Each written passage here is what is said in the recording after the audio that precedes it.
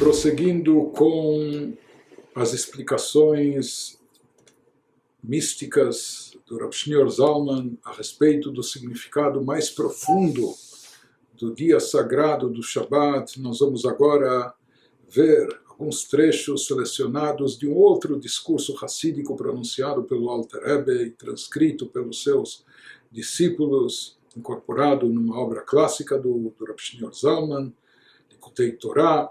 E esse versículo, esse discurso hassídico é baseado no versículo bíblico, o Pasuk da Torá, versículo da Torá que nos diz: Veshamru bnei Israel et ha-Shabbat, e os filhos de Israel irão guardar o dia do Shabbat. Então, nós vemos da própria expressão da linguagem utilizada no versículo bíblico, Veshamru bnei Israel et ha-Shabbat, os filhos de Israel devem guardar o Shabbat. Então, por mais que, de forma geral, todas as mitzvot foram outorgadas, foram dadas para os filhos de Israel, mas aqui, especificamente em relação ao Shabbat, a Torá enfatiza Shebnei Israel hem hashomrim mitzvah zu, que essa mitzvah foi dada em especial para os filhos de Israel. Então, isso já subentende que existe uma ligação especial entre os filhos de Israel e o dia e o conceito do Shabbat, que por isso os filhos de Israel foram ordenados na observância do Shabbat. Na verdade, um gentio não judeu não precisa guardar o Shabbat, e nem é bom que ele guarde o Shabbat, não deve guardar o Shabbat com todas as suas especificações. E aqui existe algo curioso, porque a priori nós sabemos que o Shabbat tem algo de universal, uma vez que a própria Torá diz que a observância do Shabbat está relacionada com o fato de Deus ter criado o mundo em 6 dias, e no 7º ele, entre aspas, descansou, se absteve de criação. Então, aparentemente, todos os seres humanos que estão no mundo têm a ver com esse conceito, com essa ideia. E por que o Shabbat não foi dado para toda a humanidade? E sim, como diz a Torá, Veshamru bnei Israel et ha-Shabbat, os filhos de Israel devem guardar o Shabbat. Então nós vamos ver um pouco disso nesse discurso hassídico, nesses ensinamentos a seguir.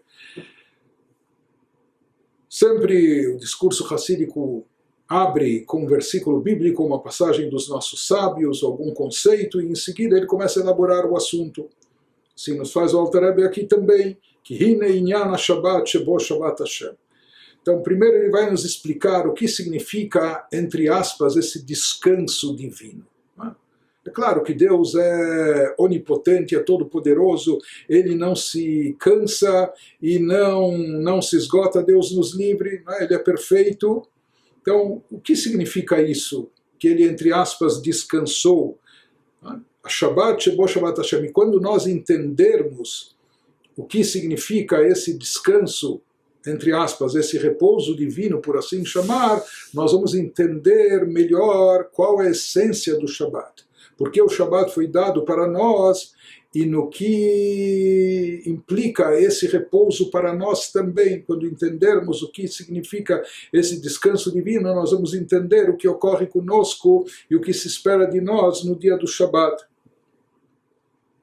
Então aqui ele começa a nos introduzir esse assunto, uma vez que a própria Torá nos fala que o fundamento do Shabbat está baseado nesse descanso divino, que Sheshet Yamim Asa Hashem, nas palavras bíblicas da Torá, pois em 6 dias Deus fez a obra da criação, o Bayom Hashvi Shabbat Vainafash, e no 7º dia ele descansou, repousou, por assim dizer, ele se absteve de criação. Aqui nós entendemos que no momento que nós conseguirmos captar a essência do que significa esse descanso, entre aspas, divino, nós vamos entender também o que significa a nossa observância do Shabbat, ou o que significa a observância do Shabbat, a qual foi ordenada para os filhos de Israel. E assim também nós vamos entender a relação íntima que existe entre o Shabbat e particularmente Bnei Israel. As palavras do Alter Rebbe, que Sheshet Yamim Asa Hashem et ha-Shamayim ve'et ha'aretz, dehainu, o que significa que Deus em 6 dias produziu a obra da criação, os céus e a terra, as criaturas celestiais, as criaturas terrestres. O que significa isso em termos místicos mais profundos? Que em 6 dias Deus realizou a obra da criação. Dehainu sheishpil et atzmo keviyachol vetzimtzem basara ma'amarot. Isso significa que nesses momentos, nesses 6 dias, Deus promoveu por assim dizer, por assim chamar, um rebaixamento de si próprio, de si mesmo. Ele se rebaixou e se limitou, se condensou em 10 pronunciamentos, em 10 asserções, conforme diz a Mishnah, na Ética dos Pais, Basara Ma'amarot Nivra Olam, que o mundo foi criado através de 10 pronunciamentos. E conforme nós vemos, no texto do Gênesis, Deus falou, Vayomer Elohim Yehior, Vayior. Deus falou que haja a luz e surgiu a luz. Quando Deus falou Yehirakia, que haja o céu, surgiram os céus. E assim por diante, 10 pronunciamentos. Esses 10 pronunciamentos são a origem de toda a criação, da criação de todos os seres e criaturas do universo, nos céus, na terra, físicos, como também espirituais. Na verdade, conforme nós sabemos, ele vai nos explicar aqui, cada um talvez já possa ter desconfiado desse conceito, dessa insinuação. Esses 10 pronunciamentos têm a ver com o famoso conceito cabalístico das 10 sefirot, dos 10 atributos divinos, 10 formas e maneiras através das quais Deus interage com a criação. Os 10 atributos, eles são as ferramentas através das quais Deus criou, ou Deus manifestou a sua energia, Deus revelou sua luz e sua energia vital que dá existência ao universo com todos os seus seres e criaturas. Mas, de qualquer maneira, o que ele vem nos dizendo aqui é que esse processo, para Deus, representa um rebaixamento. Para nós, o fato de Deus ser o Criador, que criou o universo, nós não conseguimos criar do nada absolutamente nada. Mesmo uma asinha de um mosquito, criar do nada, sem usar qualquer matéria-prima, nós não conseguimos criar absolutamente nada. O poder de criação ex nihilo é propriedade exclusiva apenas e tão somente de Deus. Então, para nós, o fato de Deus ser criador, isso é uma coisa fabulosa, fantástica por si só. Deus, o criador do mundo, o criador de todo esse universo, desse universo galáxico, de tudo isso que está aqui. E muito mais que nós não vemos ou percebemos, dos mundos físicos, como também não só os planetas, mas também os mundos espirituais. Então, para nós, o fato de Deus ser o Criador, e mais do que isso, não só o Criador, o regente do universo, isso é algo fantástico, admirável, fabuloso, né? Infinito, inalcançável. Mas, na verdade, para Deus, isso para nós criaturas, nós vemos assim. Mas para Deus, Criador, o fato dele estar criando o universo, para ele, isso não só que é um mero trabalho insignificativo, etc., não cansa, não exige, mais do que isso, para ele, isso é um rebaixamento. Porque Deus, na sua essência, ele transcende tudo isso, é muito mais elevado do que o seu poder de criação, o seu poder de regência do universo, de todos os mundos e seres que ele criou. Deus, na sua essência, é muito, é infinitamente mais do que isso. Então, para ele, tudo isso, o fato de estar se ocupando com mundos, não só o mundo terrestre, mas mundos em si, criando e renovando, energizando, mantendo, etc., para ele isso é um rebaixamento. O fato dele ter que por assim dizer, se condensar em 10 atributos, 10 formas de ação, aqui chamados na Torá dos 10 pronunciamentos divinos, isso é uma extrema limitação, é um rebaixamento para ele. Deus, como infinito e ilimitado, se concentrar, se condensar em 10 sefirot, nos 10 pronunciamentos, isso é um extremo rebaixamento.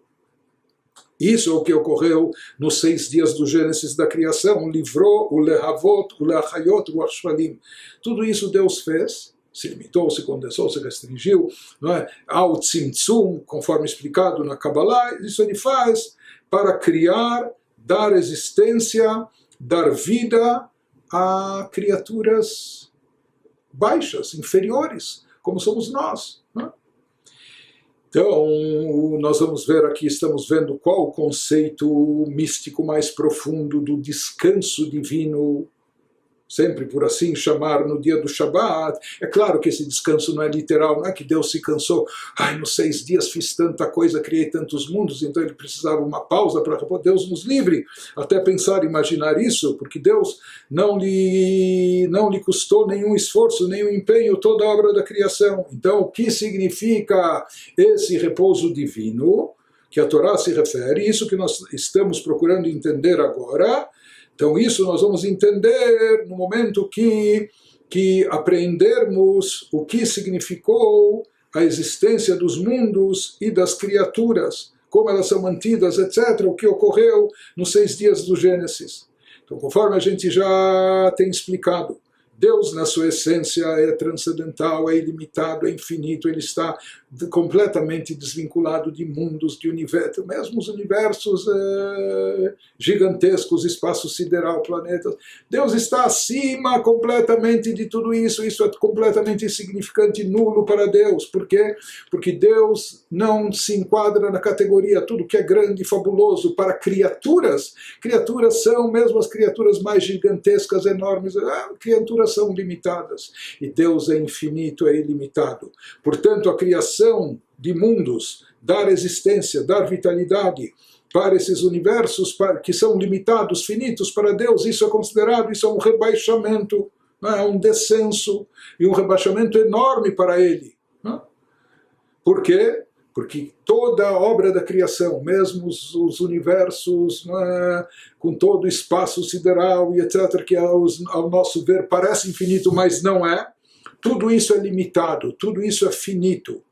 E para Deus concentrar algo da energia derivada dele, ele que é infinito e ilimitado, dentro de algo finito e limitado, então isso tem que ser um fluxo, uma energia também limitada. E para isso tem que haver um grande tzimtzum, uma grande limitação, uma grande condensação, um grande ocultamento. E por isso, de fato, para dar existência ao mundo, universo, e por isso, já comentamos, só aparece o nome Elohim na obra da criação, 32 vezes no primeiro capítulo da Torá, que versa sobre o Gênesis, porque o que prevaleceu durante toda a obra da criação, o nome Elohim é aquele que indica restrição, condensação, limitação, ocultamento.